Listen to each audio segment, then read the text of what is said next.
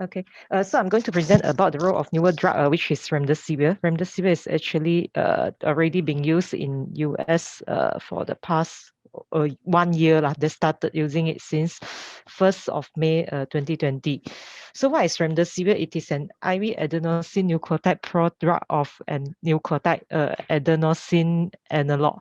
So it binds to SARS-CoV-2 RNA-dependent RNA polymerase, RDRP, and inhibits the viral replication through premature termination of RNA transcription. When remdesivir nucleotide is present in the viral RNA template, the efficacy and efficiency of incorporation of the complementary natural nucleotide is compromised, thereby inhibiting the viral RNA synthesis. So I have a picture to explain this. When SARS-CoV-2 virus bind to our ACE2 receptor, it will goes into the cell by the process of endocytosis. So this endosome subsequently utilize the material to create more viral RNA, and this RDRP actually amplified copy this viral RNA and make new viral RNA. So in RNA virus, there are 4 components, A, C, G, and U.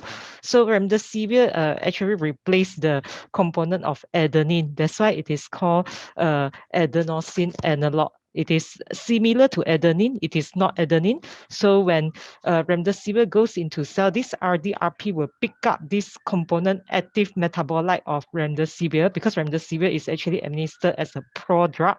So it used this remdesivir metabolite, utilize it and create new viral RNA. So this new viral RNA actually has a missing adenine, but instead it is replaced by the adenosine analog. So it become inactive and defective, so that it couldn't produce more. So what is the current role of remdesivir in COVID-19 treatment? This one I actually find this study based on what is recommended by NIH, and also I try to check the Euro and NICE guideline UK. So what the guideline says for now, it is approved by FDA for the treatment of COVID-19 in hospitalized adult and pediatric patient aged more than 12 years old. With the body weight of more than 40 kg. It is recommended for use for hospitalized patients, those who require supplemental oxygen only.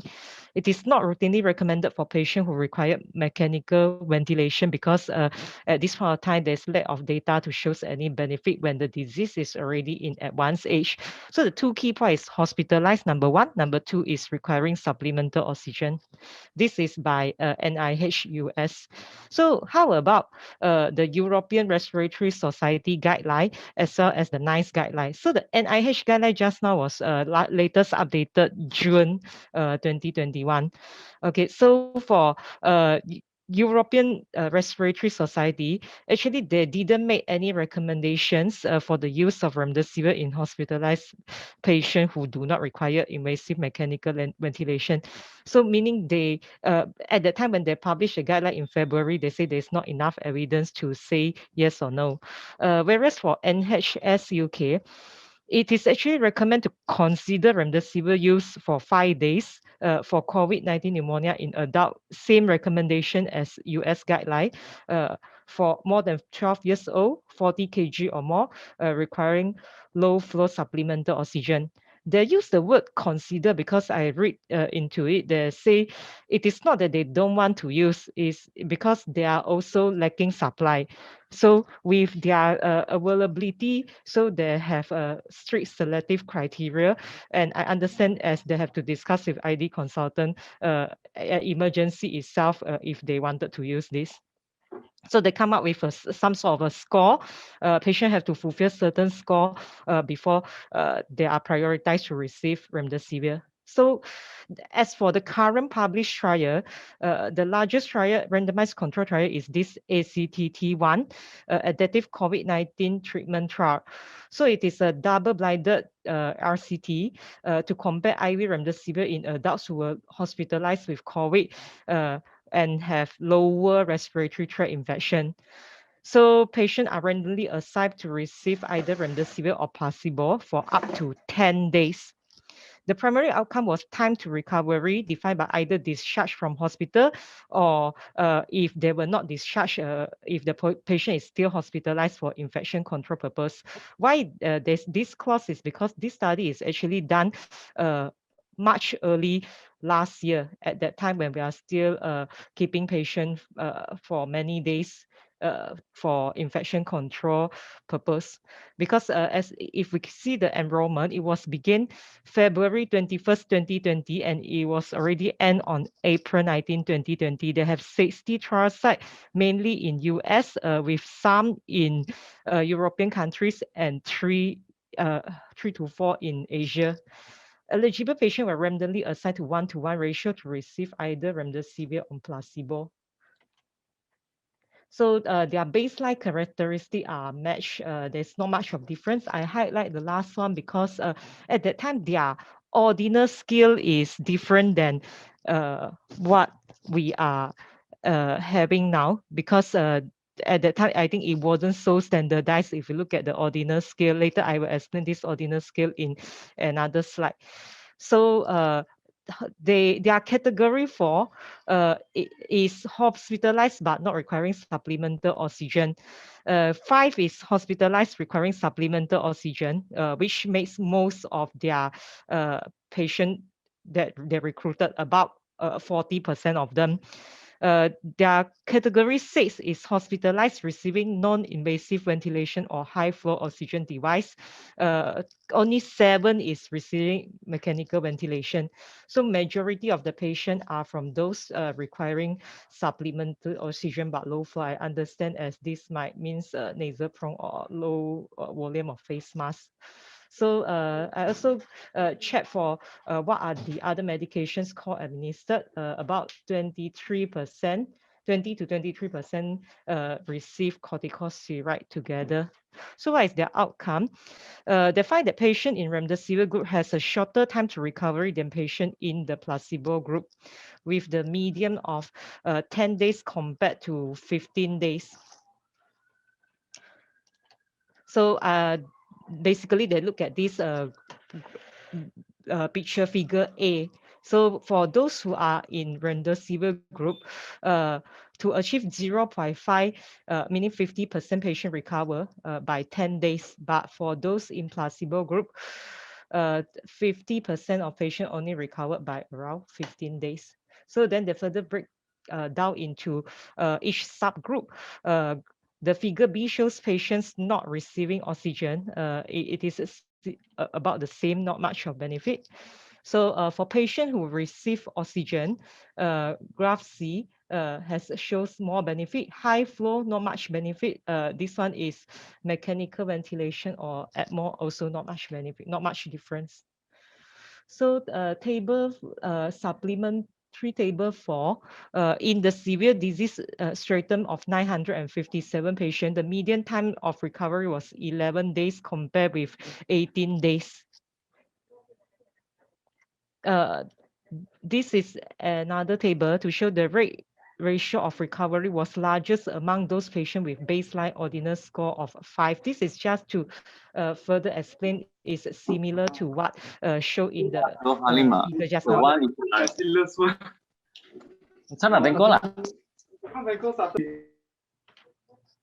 So I put a table to explain their ordinal scale, because their ordinal scale is different from what WHO posted as well. I think this is because at that point when they carried out the study, it was still early in the pandemic. So finally, from this figure 3, to summarize who will benefit most, they conclude that those who has symptoms duration of less than 10 days and those in category 5 receiving oxygen but low flow may benefit most compared to other subgroups. This is their additional secondary outcome. So The other study, the second study is also a study which is done much early in the pandemic, earlier last year. Is done by Wang et al. In Hubei, China. It is a double-blind, multi-center randomized control trial in 10 hospitals in China. Their inclusion criteria are also about the same: adult age more than 18, confirmed COVID infection. In this study, they take the enrollment as onset of symptoms of day 12 or less. And also those who with oxygen saturation of 94% or less under room air, or PFR less than 300, and also chest X-ray or radiological changes. In this study, they assign the patient randomly into 2 to 1, 2 remdesivir, 1 placebo for 10 days. At that point of time, their concomitant medication was still collateral, interferon, and also some corticosteroid. Primary endpoint, they look at clinical improvement up to day 28, or from the randomization to the point to decline of 2 levels from the 6-point ordinal scale. This one, just now from the SCTT, they use 8-point ordinal scale. This study uses a 6-point ordinal scale. So as we can see, this study is done much early in 2020, from February 6 to March 12. And only 237 patients were enrolled.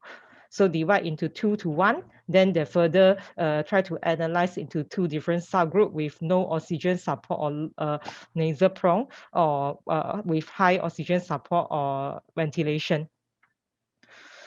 So most of their patients, these are their baseline characteristic is comparable. They have a few blood investigation at that time. They didn't look at, I think they didn't look at CRP, but they look at the time lymphocyte count, respiratory rate, some LFT, creatinine. So for most of their patients, 82% versus 83% in remdesivir or placebo group are from category. In this scale, they say scale 3, which is our category for hospital admission, but requiring supplement oxygen, but it's a low flow oxygen. So their concomitant steroid use was at baseline was 38% versus 40%, which is also comparable in both treatment and control group. They find that no important difference were apparent between the groups in other treatment received. 155 patients received steroid. The median time from onset of symptom to steroid therapy was 8 days. 39% has received steroid before enrollment. This is to look at the concomitant medication.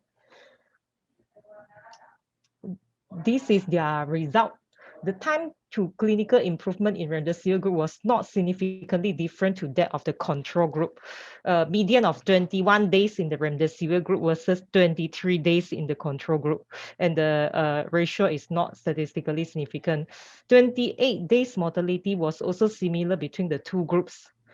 14% versus 13%, with the difference of only 1.1%.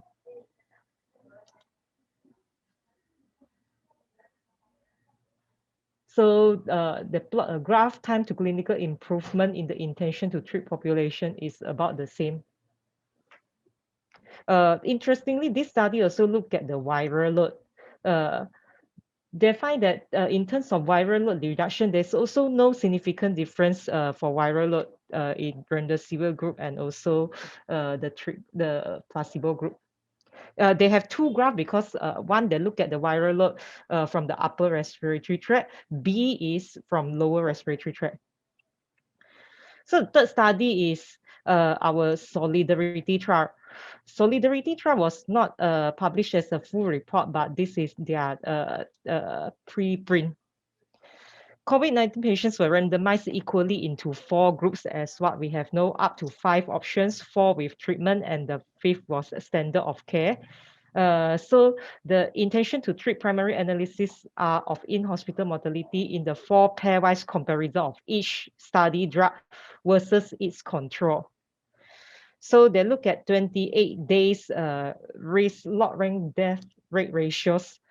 stratified for age and ventilation at entry.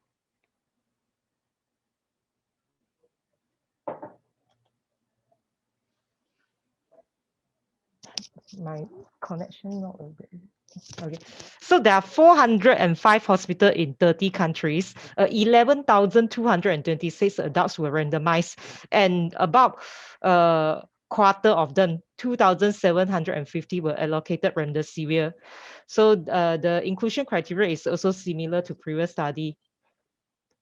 The primary outcome is to assess effect of in-hospital mortality, not only for in all patients, but also in those who have moderate and severe.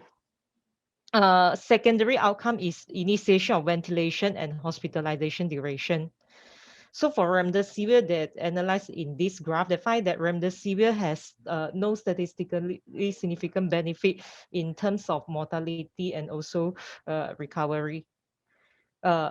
So further display in this graph, be it in ventilated or non-ventilated patient versus stratified by age group, remdesivir does not show any statistical significant interest. So come to this, the last one of the latest published of the current published study. This is actually to look at effect of remdesivir versus standard of care on clinical status at 11 days in patients with moderate COVID-19.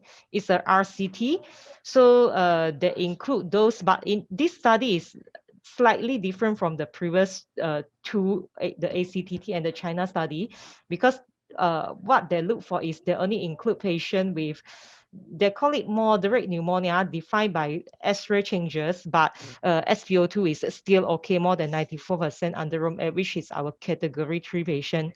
So exclude those with creatinine clearance less than 50 or transaminitis more than 5 times upper limit. So the number of participants was 584, in which divided into 3 groups: 5 days remdesivir, 10 days remdesivir versus standard of care. Patient demographic and baseline disease characteristic were similar across the arm. So group 1 is received remdesivir for 10 days, group 2 for 5 days, and group 3 are local standard of care. So their primary endpoint is to look at clinical status at day 11, measured by 7-point ordinal scale. So they find that 5 days remdesivir has significantly higher odds and better clinical status compared to 11 days and standard of care, whereas 11 days does not show any clinical significance.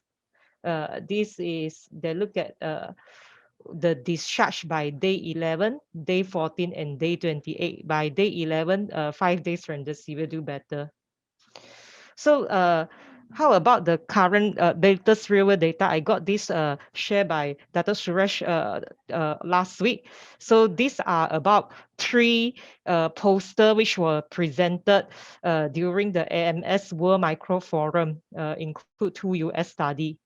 So these 3 studies are a bit more interesting because it shows much benefit compared to the previous randomized control trial. The first one is comparative effectiveness of remdesivir treatment in patients hospitalized with COVID-19. So in this, they try to do a retrospective match cohort by looking at US-based hospital claim data for all hospitalized patients with COVID-19 with or without treatment of remdesivir during their hospital stay. So the health system that they examine is called Health Verity Data Ecosystem. So they screen all the patients' activity between December 1st, 2018 to May 3rd, 2021. Their study population are those who were hospitalized with newly diagnosed COVID-19 between May 1st, 2020 and May 3rd, 2021. Why they choose May 1st, 2020 is because at this point, remdesivir was started approved by FDA for emergency use authorization.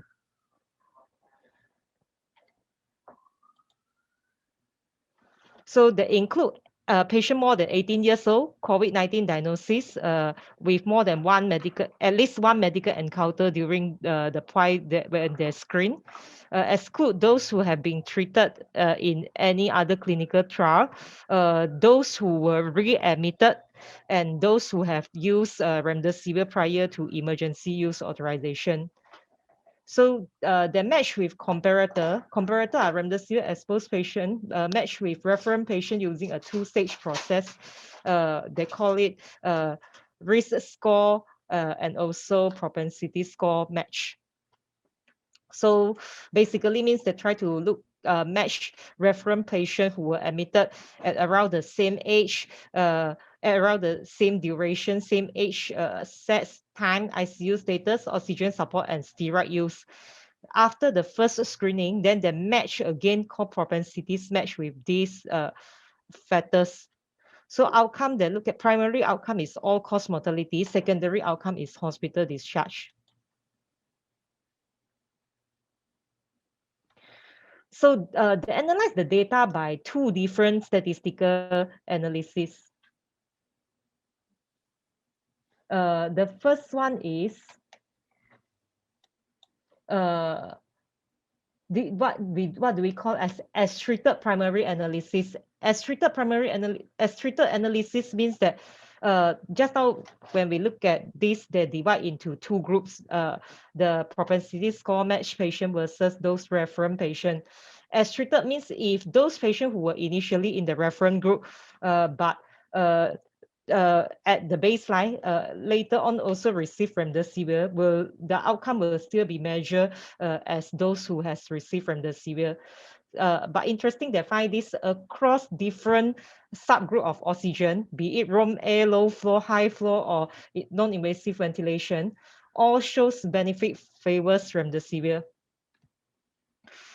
Whereas for another type of statistical analysis called intention to treat analysis, it is still similar, shows benefit in overall and also by each subgroup of baseline oxygen requirement. And the ratio is around the same. Their secondary endpoint is look at hospital discharge. Median observed Remdesivir treatment was 5 days of Remdesivir treatment. So after these 5 days, they analyzed whether the patient had significant increased likelihood of hospital discharge. It is also significant for overall room air, low flow, and IV.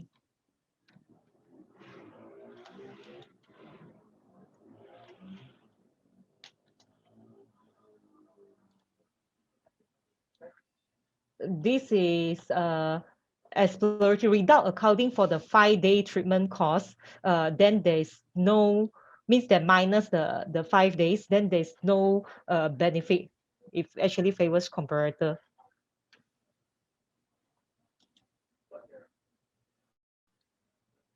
So from this, what they call real-world data of 24,856 patients, they actually conclude that Remdesivir was associated with statistically significant increased likelihood of hospital discharge by day 28 after Remdesivir treatment completion, and also has significantly reduced all-cause mortality.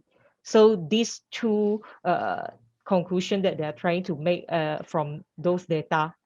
The second study is Remdesivir treatment is associated with improved survival in hospitalized patient with COVID-19. It's also a retrospective cohort, similar to the first study, just that the healthcare system that they look at the data is different. This is from Premier Healthcare, and the way that they analyze is a bit different.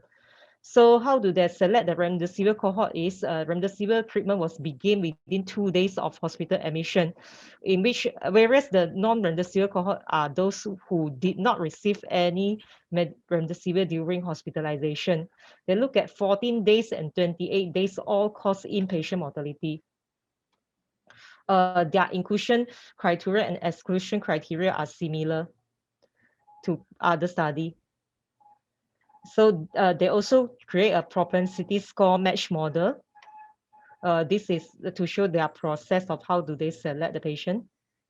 So they look at 133,000 records. 76,000 met the criteria. After the score matching, finally they get 28,000 of remdesivir treated, 16,000 of non-remdesivir treated. They look at 14 days mortality. Remdesivir has significant lower mortality across the group, be it overall, no oxygen, low flow, high flow, or invasive mechanical ventilation for both 14 and 28 days. So they also compare their result with the current evidence, which is ACTT1 and also Solidarity, and they find that across the group, be it 14 or 28 days mortality, it all favors remdesivir. So they conclude that remdesivir is effective in reducing mortality. So this is the last one. Last one is remdesivir versus standard of care for severe COVID-19. This is actually an open label extension of a previous study by Goldman et al. That study was sponsored by industry to decide whether remdesivir 5 days or 10 days is suitable for patient with COVID-19. So how do they define severe? Is those who requiring oxygen with pulmonary infiltrate. So the original study was done from March 26 to May 30 and was already published, but they extend a little bit more. So eventually they managed to get 1,974 patients for remdesivir group and 1,426 for standard of care to be included in the analysis. From analysis that look at mortality time to event, it is also shows that remdesivir is beneficial and significantly reduce mortality across every baseline oxygen group. This is overall those who are on invasive ventilation, non-invasive ventilation.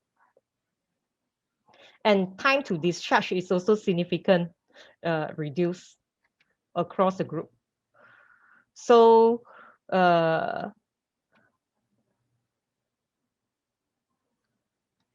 yeah, that's why they conclude significantly lower mortality, both overall and each subgroup of baseline oxygen support, significantly greater chance of hospital discharge, both overall and also in each group, except the patient on invasive ventilation. So after all this, looking at all this evidence, the previous evidence and the current data, I think the question will be which subgroup or category of patient might be benefit the most from remdesivir if we ever manage to get it, and who to give it, who should receive this so that it will be cost effective. And another question is when to start remdesivir. Do we want to follow the protocol by ACTT or the first and second study that I presented, which is less than 10 days or less than 12 days or at any time?